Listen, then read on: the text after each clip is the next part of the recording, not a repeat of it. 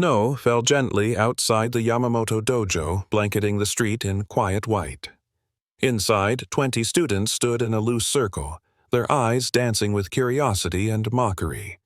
At the center stood Emily Rhodes, her posture still, her figure unassuming, her blonde hair tied back with a faded cloth ribbon. Someone laughed.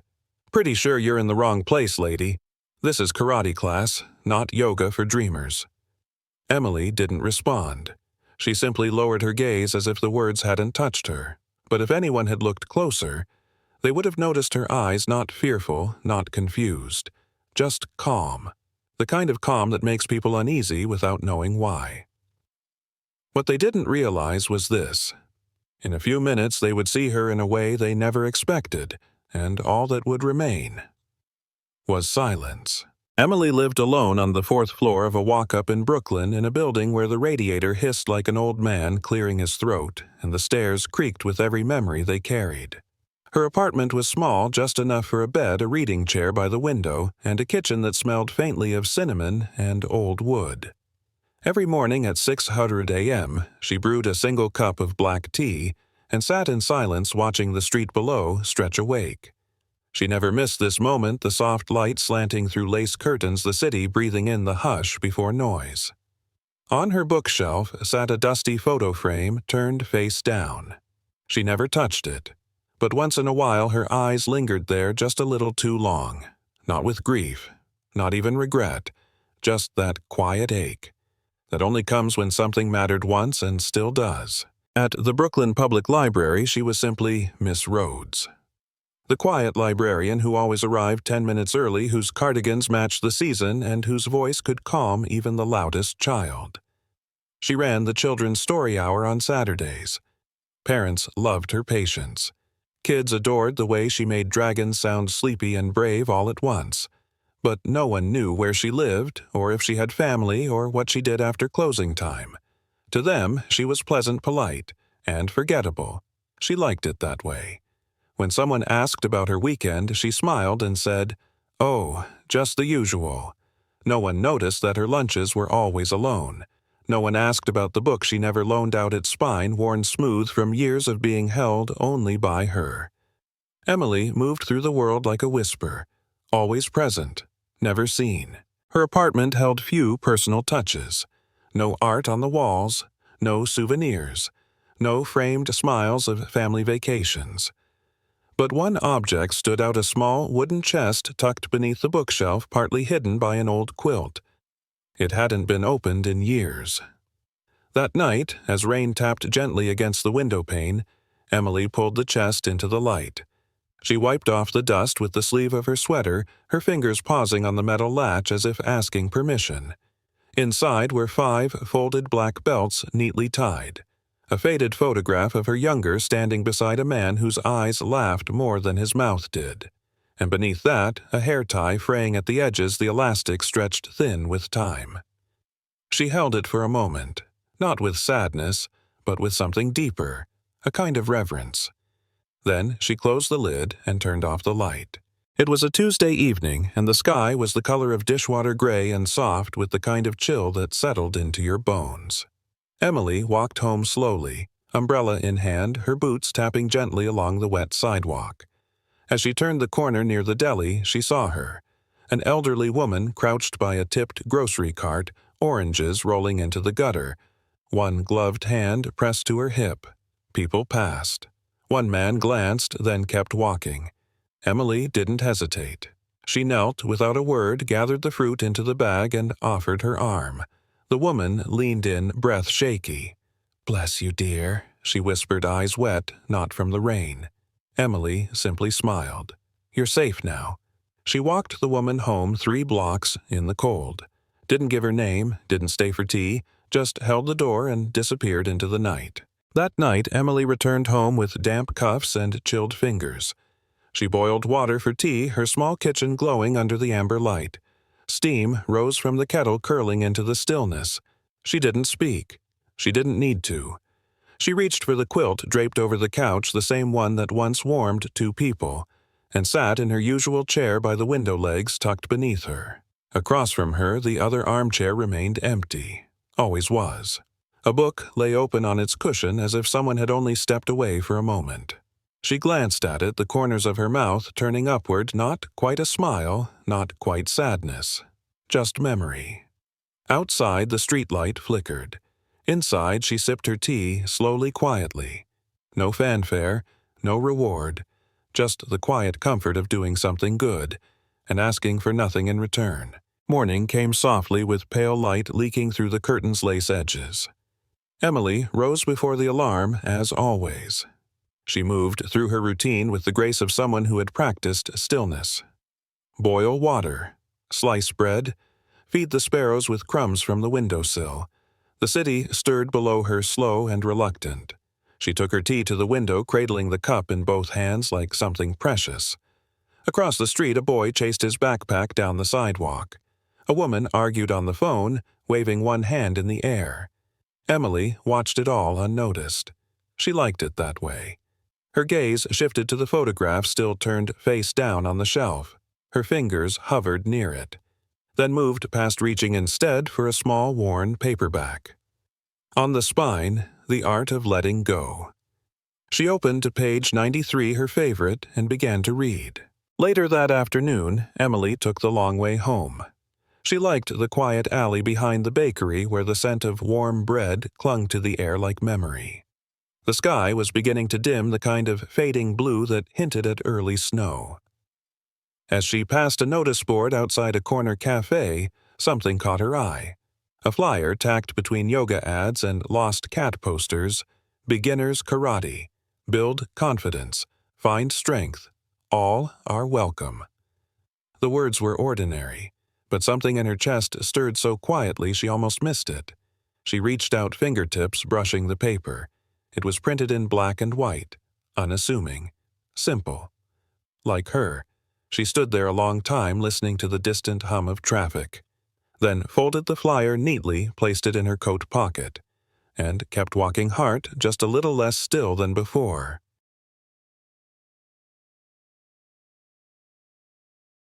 The next evening, Emily stood across the street from the Yamamoto dojo. Snow had begun to fall, slow, silent flakes drifting down like ash. Warm, yellow light spilled from the tall windows, revealing silhouettes in motion, arms slicing air, feet steady on polished floors. She hesitated. Not out of fear, but out of habit.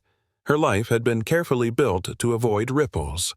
A quiet job, a quiet home, a quiet heart.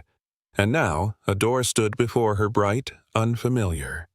She reached into her pocket, unfolding the flyer with deliberate care. Her fingers trembled just enough to feel it. A voice inside whispered, "You don't belong here." Another voice, softer, still replied, "But maybe it's time to try."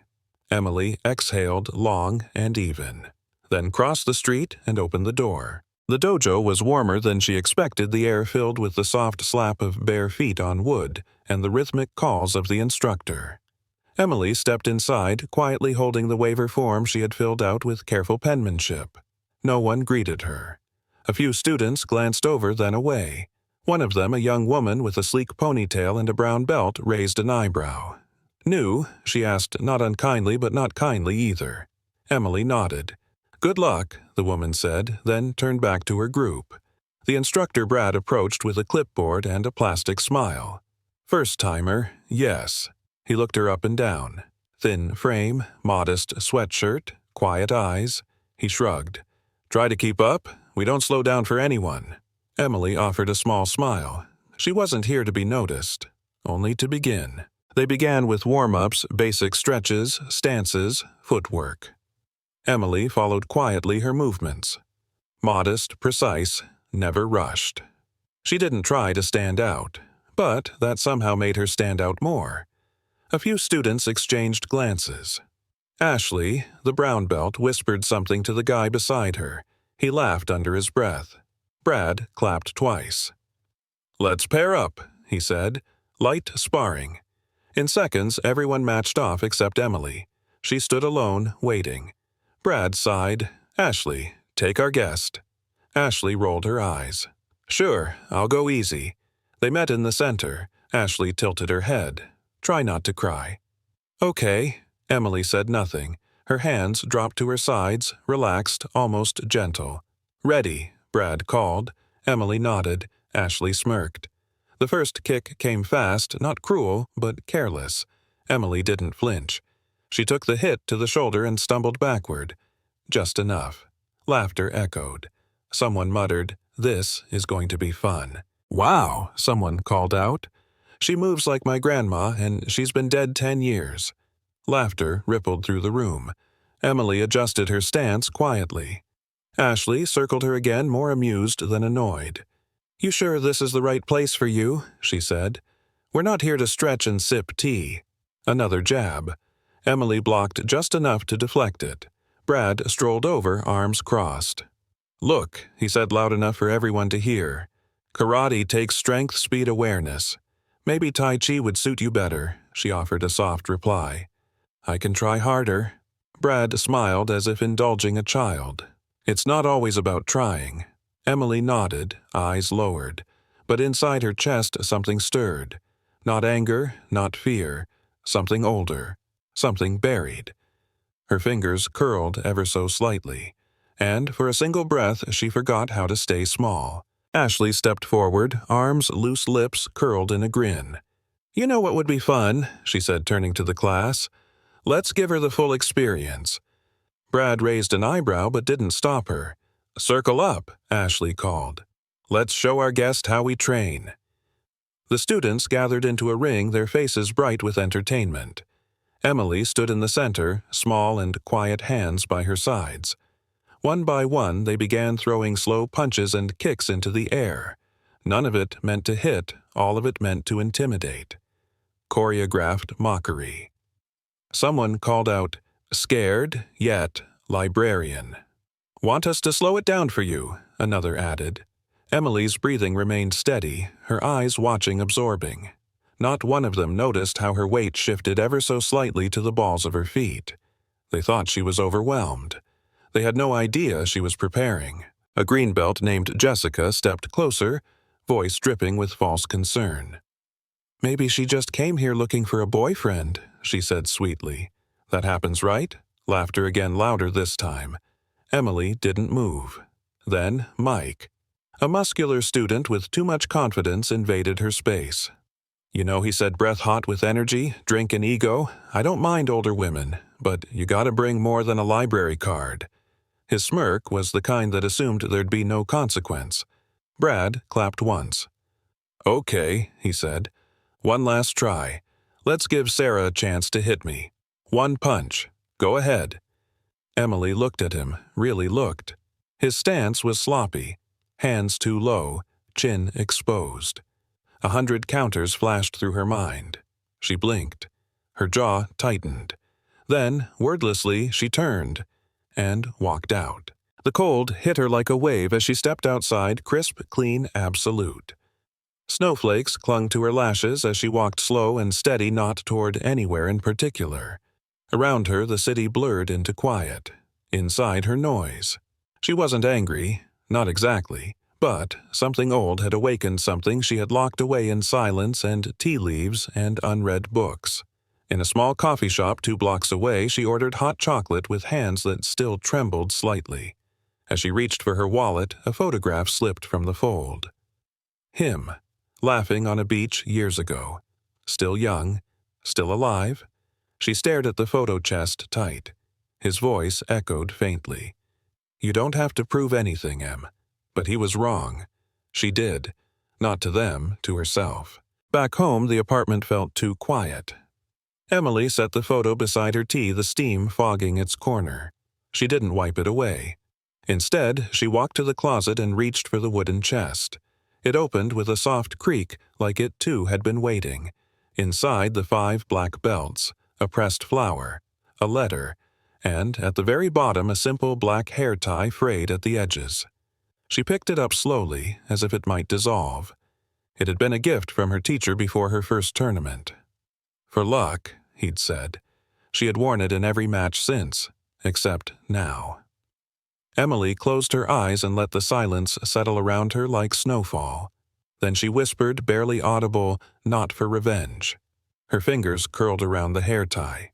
"For education. and for everyone. Who comes after me?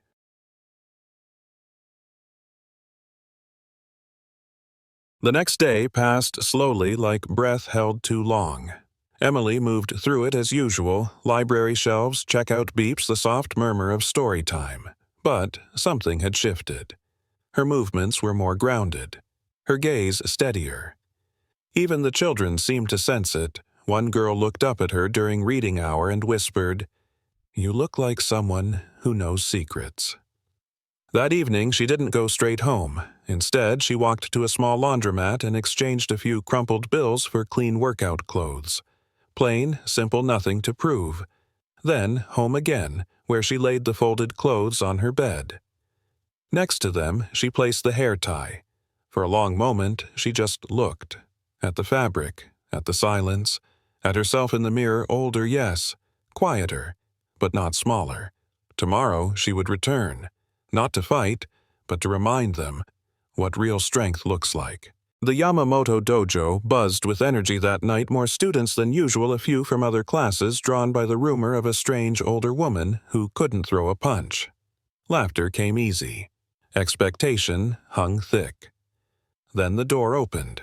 Emily stepped in quietly in plain black pants and a long-sleeved training shirt. Her blonde hair, freshly washed, was tied high with a simple black band.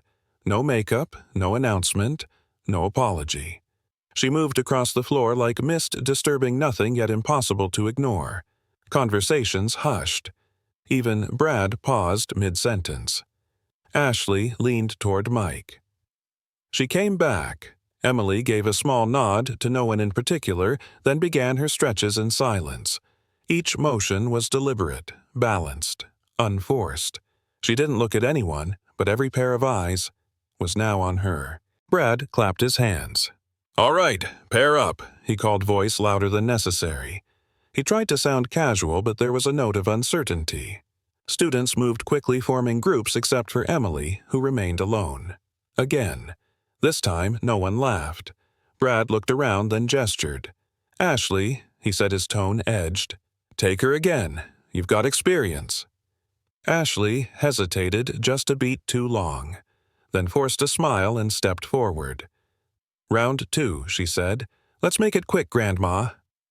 Emily rose smoothly, bowing with quiet grace.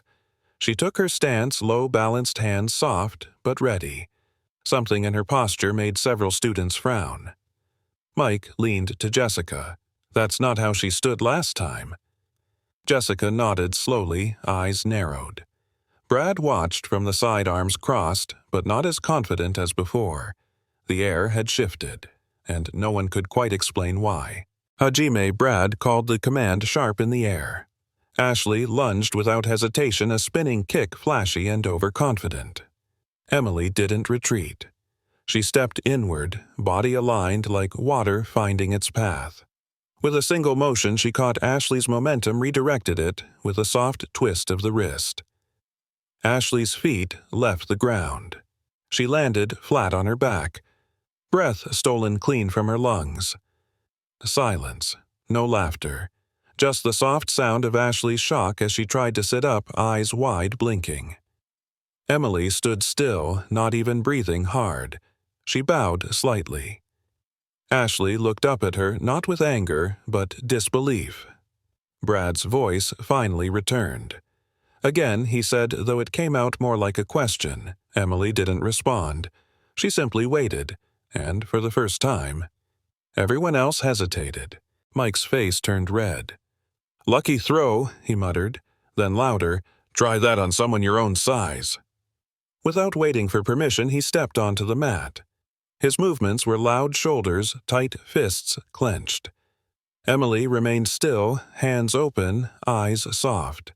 He charged, throwing a wild haymaker, all muscle, no control. She sidestepped, not dramatically, just enough, letting his punch slice through empty air. As he stumbled past her elbow, brushed his rib cage, just a whisper of contact. Mike dropped to his knees, gasping. The room froze. No one laughed. No one moved. Brad's mouth opened, then closed again. Mike stayed hunched, one hand gripping his side. Emily took a step back. Not victorious, not proud, just calm. She didn't speak, but her silence said what words couldn't. This wasn't luck. This was something else entirely. Something earned. Something remembered. Brad's voice cracked as he spoke. What are you?" He tried to laugh, but it came out thin and hollow. No one joined him. Emily simply stood there, centered, unmoved. Brad turned sharply to the group. "Everyone," he barked louder now. "Attack together. Take her down." There was hesitation, then motion. 5 brown belts stepped onto the mat, uncertain but unwilling to back down. They rushed her at once, a blur of arms, legs, noise. Emily moved, not with aggression, but with grace. A sidestep here, a redirect there. One student flipped gently to the ground. Another found himself flat before realizing how he'd fallen. Each movement was effortless, measured, almost beautiful. In 10 seconds, it was over. 5 bodies groaned across the mat, and Emily, she hadn't even raised her voice. The dojo fell silent, completely, utterly, silent. In the corner, an older student, quiet gray at the temples, brought a trembling hand to his mouth. He'd seen something he hadn't seen in years. "That movement," he whispered. No one heard him, so he said it louder. "The way she flows, never meets force with force." Emily remained still, her breath even as if nothing had happened at all. The man's voice cracked with memory. "I've seen it before. In the old tournament tapes. Vegas. Underground circuit." Heads turned, eyes widened. "She's not new." He pointed slowly, reverently. "She's Shadow Strike." The name rippled through the room like a dropped stone in still water, a name spoken in awe, disbelief, and fear. Brad stepped back, his face pale. "No," he muttered. "That's impossible. Shadow Strike disappeared years ago." Emily finally looked up, her voice quiet but clear. "She did." And then, gently, "So did I." Emily stepped forward, slow and deliberate.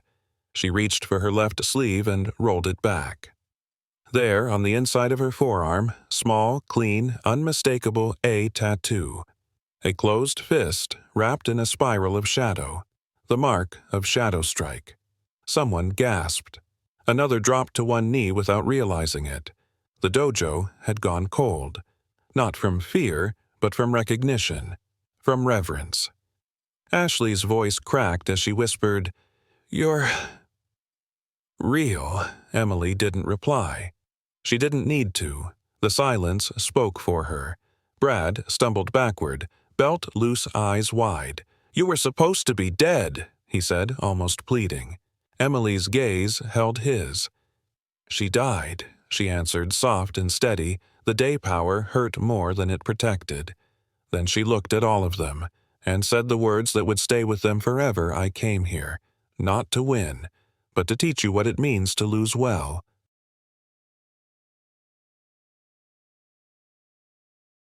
Emily looked slowly around the room.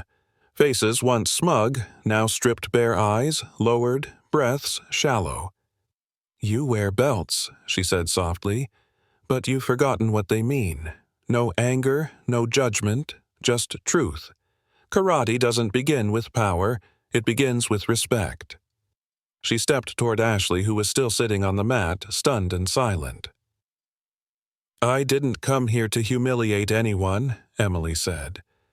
Ashley's eyes filled. "I'm sorry," she whispered. "We didn't know." Emily knelt, not to scold, but to offer her hand. "You don't have to know who someone is, to treat them with dignity." She stood again, turned slowly. "This place," she said, her voice steady, "can be more than kicks and sweat. It can be a home for people looking to heal, not to hurt." And with that, she walked toward the door. But this time, no one tried to stop her. They just listened. At the threshold, Emily paused. She didn't look back. Snow was falling harder now, whispering against the windows, softening even the harshest corners of the night. Her hand rested briefly on the doorframe, like someone saying goodbye to a place they once knew. Then, without turning, she spoke. Tomorrow, another woman might walk through this door. Her voice was calm, measured. She might be older, or heavier, or shaking from something you'll never see. A beat of silence, and she'll come here tonight, hoping to feel strong again. Emily turned her head slightly just enough for her voice to carry. What will she find? The words hung there weightless and heavy all at once. No one answered. She didn't expect them to. Then she stepped into the snow, and the door closed behind her, quiet, final, but not the end. No one spoke after the door closed. The dojo, once loud with laughter and bravado, now echoed with nothing but breath. Ashley sat cross-legged on the mat, eyes glossy fists resting on her knees. "We were monsters," she whispered, her voice barely audible. Jessica wiped at her cheek, surprised to find it wet. Brad stood frozen, belt loose in his grip, staring at the spot where Emily had stood. "I thought I knew karate," he said, as if confessing to himself, "but I don't even know myself." One by one, students began removing their belts. Some placed them gently on the floor. Others folded them slowly, as if in apology. No one told them to. There was no ceremony, only the quiet weight of understanding. And in that silence, something shifted, not just in the room, but in them. Brad slowly knelt beside his belt fingers, tightening around the knot he'd once tied with pride. But tonight, it felt heavy, undeserved. He placed it on the floor, palms flat on either side, and bowed low, not as a teacher, but as someone finally ready to learn. His voice was raw. "We built this place to feel strong, but somewhere along the way we forgot how to be kind." He looked up, meeting no one's eyes. "Maybe she won't come back, and maybe we don't deserve her." A pause. "But if she ever does," he swallowed. "I want her to see something worth returning to." The room remained silent, but it wasn't empty anymore. It held something new, humility and hope, and the echo of a lesson no punch could ever teach. The snow crunched softly beneath her boots as Emily walked home. Street lamps flickered in pools of amber light, casting long shadows behind her. She didn't rush. For the first time in years, there was no weight on her shoulders. Not the past, not the secret, just breath. She passed a quiet bookstore, its windows fogged from the heat inside. In the reflection, she saw herself. Not Shadow Strike, not the ghost of a legend. Just a woman in her late 20s, coat, button-tight hair, tied high, eyes steady. And that, for once, was enough. At the corner, she paused to help an elderly man who'd dropped his shopping bag. She didn't speak, just smiled, handed him the loaf of bread, and kept walking. The city behind her didn't cheer, but the quiet ahead welcomed her home. Her apartment greeted her with its usual stillness radiator ticking softly, the faint smell of old books and peppermint tea. Emily hung up her coat, unwrapped her scarf, and stood in the center of the room without moving. Then she walked to the corner, knelt beside the wooden chest, and lifted the lid without hesitation. No dust this time. Inside, the belts lay neatly folded. The photo of her and him on the San Diego beach still pressed between the pages of an old training journal. She took it out, studied his smile in the warm afternoon sun they once shared. No tears came, only a breath deep, full. She whispered, "I didn't forget you." And for the first time, it didn't hurt to say it. She closed the chest gently, left the photo on the table beside her tea. Tonight, the past stayed open, and that felt like healing. The letter rested on her lap, edges fluttering slightly in the morning breeze. Emily didn't move. She let the quiet fill the room. The radiator's soft ticking, the hum of life outside her window, the distant bark of a dog. And then, from somewhere far inside, a voice returned. Her teacher's voice. "True strength isn't in the fist, Emily. It's in knowing when to open your hand." She could still see his face, lined but kind as he tied her first belt. "One day, you'll carry more than yourself. You'll carry those still learning how to stand." She touched the hair tie on her wrist, the one he gave her for luck. She had worn it into every fight, but maybe now it was time to wear it for something else. not for combat, but for connection, and for everyone still searching for their own quiet power.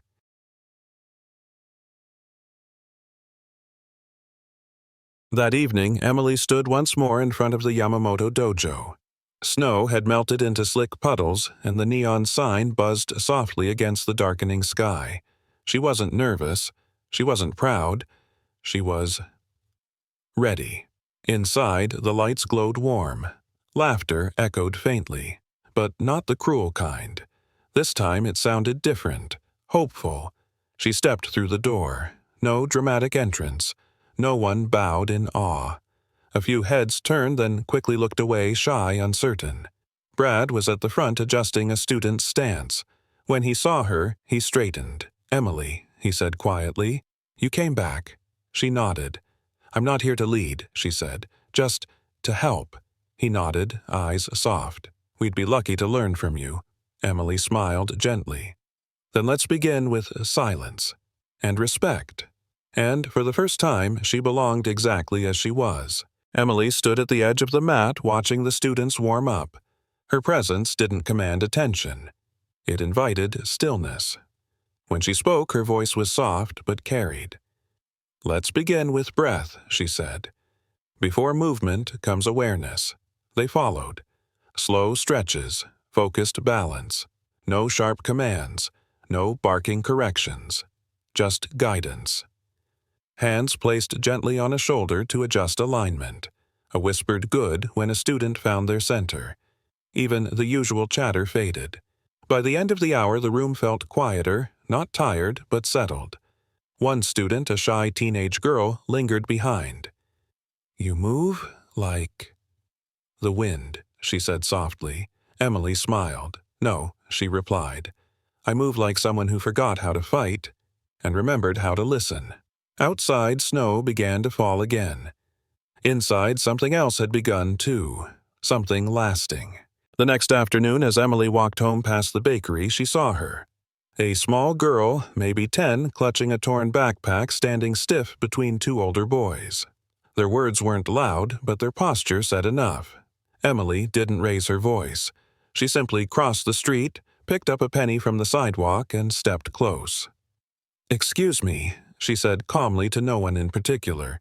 "I think one of you dropped this." The boys blinked. The girl looked up. Emily placed the penny in her palm, then winked. "I always keep lucky coins," she whispered. The boys backed off, muttering. When they were gone, the girl whispered, "Thank you." Emily nodded.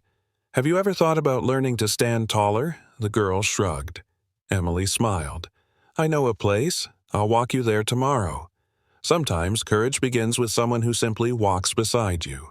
The next day, just before sunset, Emily and the girl stood outside Yamamoto Dojo. The windows glowed amber. Inside, the muffled thud of training echoed like a heartbeat. The girl hesitated. Her shoes were scuffed, her coat a little too thin. "What if they laugh?" she whispered. Emily crouched beside her. "If they do," she said gently, "then they've forgotten why this place exists." She reached into her coat pocket and handed the girl something small. The penny. For luck, Emily smiled. "No, for remembering who you are when someone tries to make you forget." The girl nodded, eyes wide. They stepped inside together. No one stared.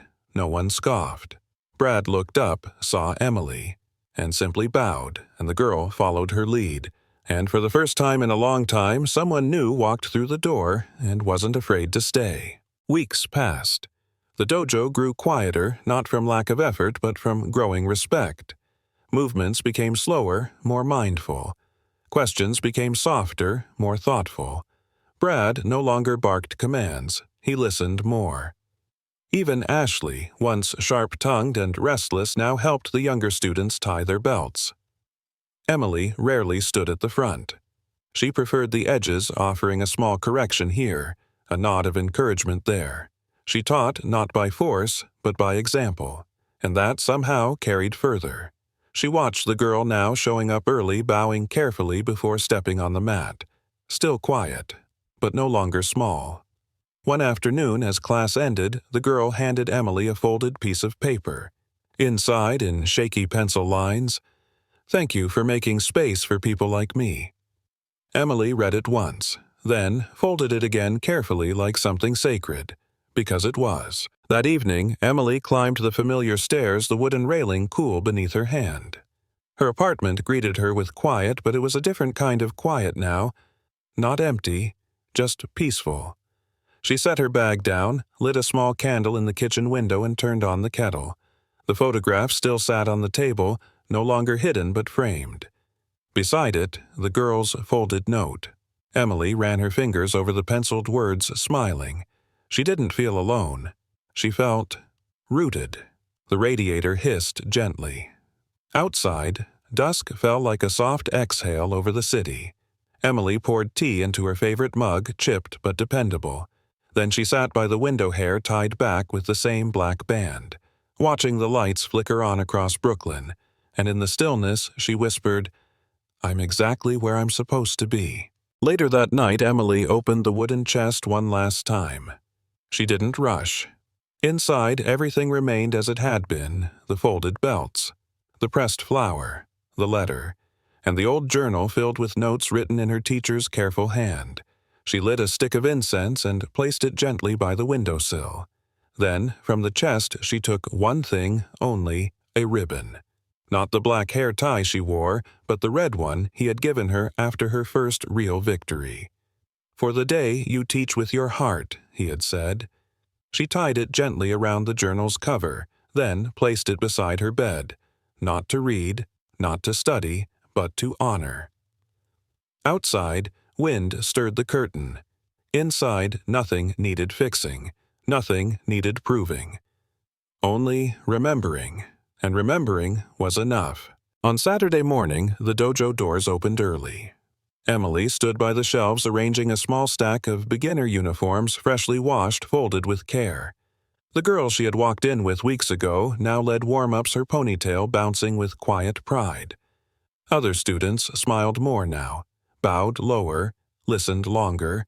No one mentioned Shadow Strike anymore, not because they forgot, but because they finally understood. That strength isn't what you carry in your fists, it's what you offer with open hands. Emily stepped outside into the morning light. Snow was gone, but something gentle lingered in the air like a promise. She looked out across the street, then back at the doorway behind her, and smiled. Not for what she had reclaimed, but for what she had helped grow. If this story touched you, share it. Let kindness be the quiet echo that never fades.